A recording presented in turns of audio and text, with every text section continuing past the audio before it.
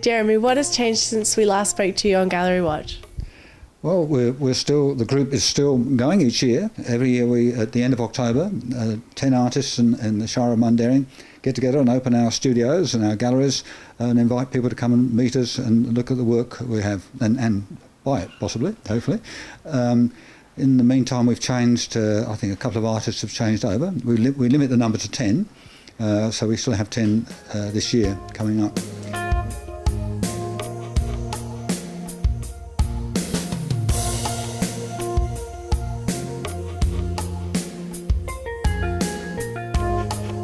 People come from all over the state, in fact, and they come up here on the weekend, the last weekend in October, and they go around all the studios and they have a great time. We love it, and they love it too. It's really nice to see people and see how much they're enjoying it and talk about our work.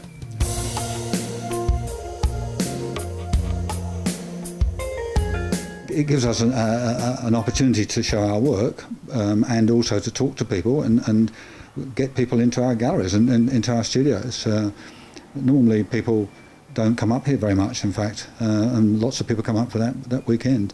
And it's good because we get together every month. We go down to the Mundaring Hotel and have a meeting, and it's good to talk to the other artists and get together.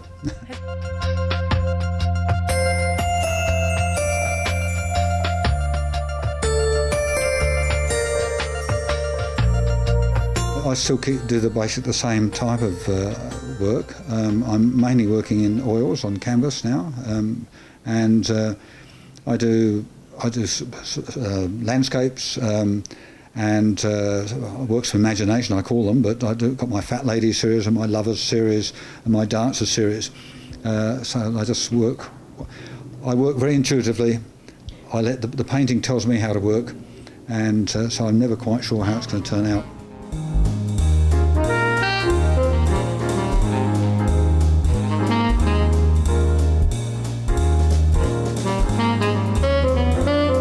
So where do you get these ideas for the different series? With great difficulty. They sort of emerged over. I started doing one Fat Lady and the other Fat Ladies followed. So they just, I do little sketches and work from the sketch and develop the painting from that. But it's, again, very intuitive, it's not highly planned. I'm never quite sure where I'm going to with the painting or with the series. I've been interested in art for a long time, and I went to Claremont School of Art about nearly 20 years ago now. I believe you teach and paint in Thailand. Do you want to tell us a bit about that? Yeah, sure. Well, in fact, I teach here as well.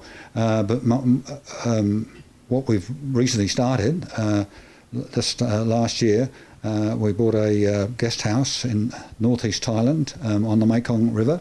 It's absolutely beautiful. I'm teaching art and photography and showing our guests the local culture. We can only take 4 to 6 guests, so it's a very personal arrangement. It's a small town called Pompesai, well away from the tourists.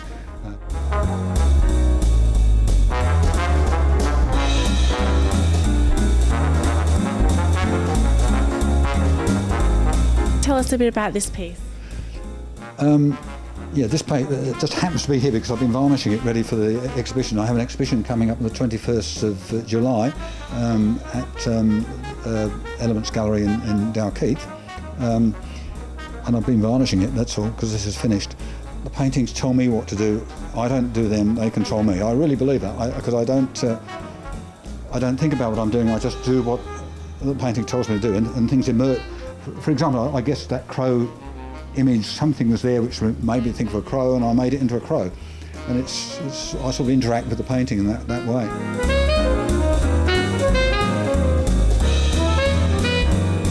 That's one from my Lovers series, which is very influenced by Chagall. Chagall had floating people, and it's actually based on a real scene out of somewhere, I think it's about Bicton way.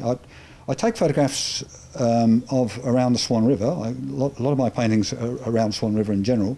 And before I started this exhibition, I took a lot of photographs, and there was a view there that influenced me. So this sort of thing is generally the view from somewhere in Bicton, but obviously this isn't, and I just develop it as I go. I mean, there's a man there for some reason, and it just happens.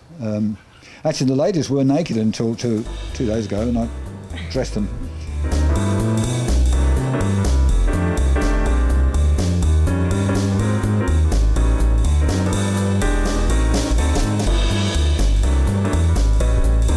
So how long does it take for you to produce a piece like this? It's difficult to say because I work many, many weeks, because I work on it initially maybe if there's 2 or 3 or 4 or 5, maybe a week, and then I put it away, I come back to it, and I come time and time again, so maybe a couple of weeks each almost.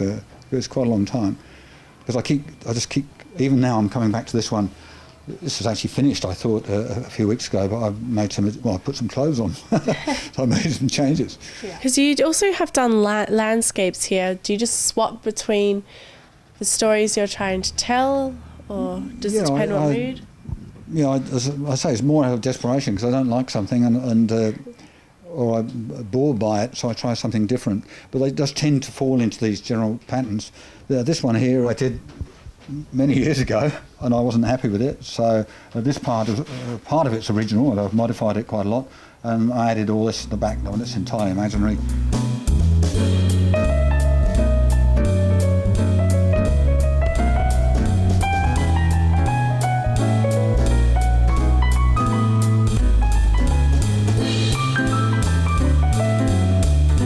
This one is one I've just started working on, so it's at the very early stages, so it's not at all complete, although it will be a fat lady fishing with her little man being about to be eaten by the fish. This one's, well, this is more complete, but it's unusual for me because I worked this up very, very quickly in just a couple of days, and it's very loose.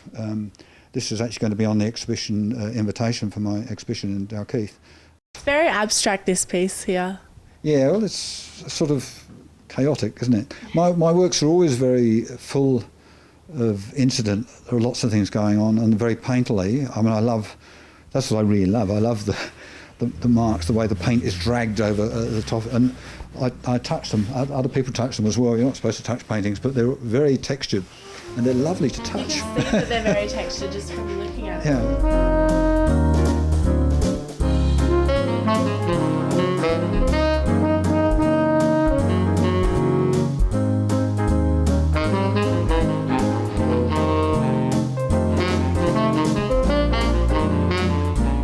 These are paintings which are going to be in my exhibition in Dalkeith. So there are actually 3 of the Fat Lady series here. This one here, I think it's going to be on the invite. It's nice to touch. It's a typical fat lady. That they're basically decorative and flat. There's not a lot of dimension to them. This is called First Catch a Man, which comes from Mrs. Beaton and her cookbook, and she's catching her little men. Interestingly, people look at this painting and notice the little men being caught ready for the cookbook.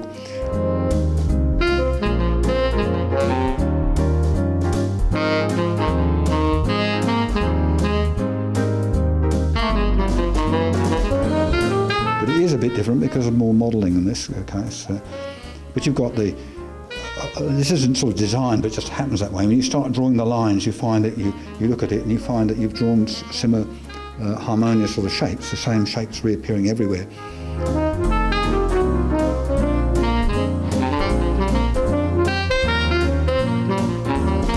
This is very typical of my flowers, that is. Again, it's heavily textured, and it's also heavily glazed. So I've talked about this sort of thing before, but basically these colours here, I start with a yellow here, but then I go over the yellow with a blue, like a phthalo blue, which is dying sort of blue, and that creates a green. These are thin films of paint, and I go time and time again with glazes of thin films. So you can see here it gives a terrific depth. The way that the old masters used to get depth in their paintings was by multiple glazes. But here I use the glazes to give depth, but also to modify the colour. So these colours here will be red, like a Windsor red, which is a transparent red over a yellow, and that holds the whole thing together and it makes interesting colours.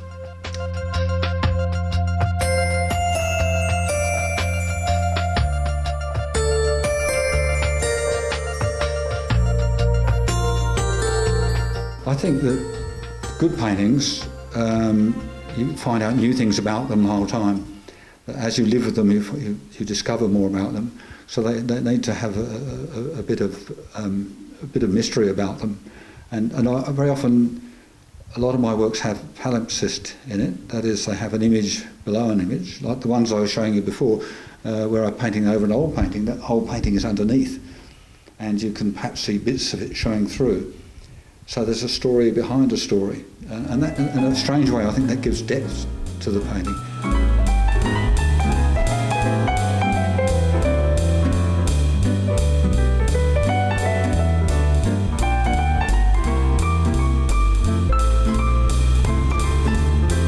Many years ago, I did a painting of, I was up in Karata, and I was at Flying Foam Passage, which is on the northeast of the peninsula there, and it was a place where there was an Aboriginal massacre, and I was there on my own, and it's really strange being an artist, being in these places on your own, because people go in and out, there's nothing there really, but I just stay there, and I stood there, and it had a huge impact on me.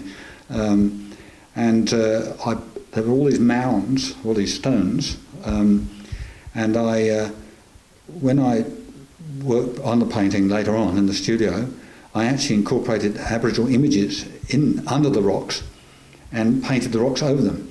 So the lady who bought the painting would never have seen the Aboriginal images because they were buried inside the painting. So it actually had people buried in the painting.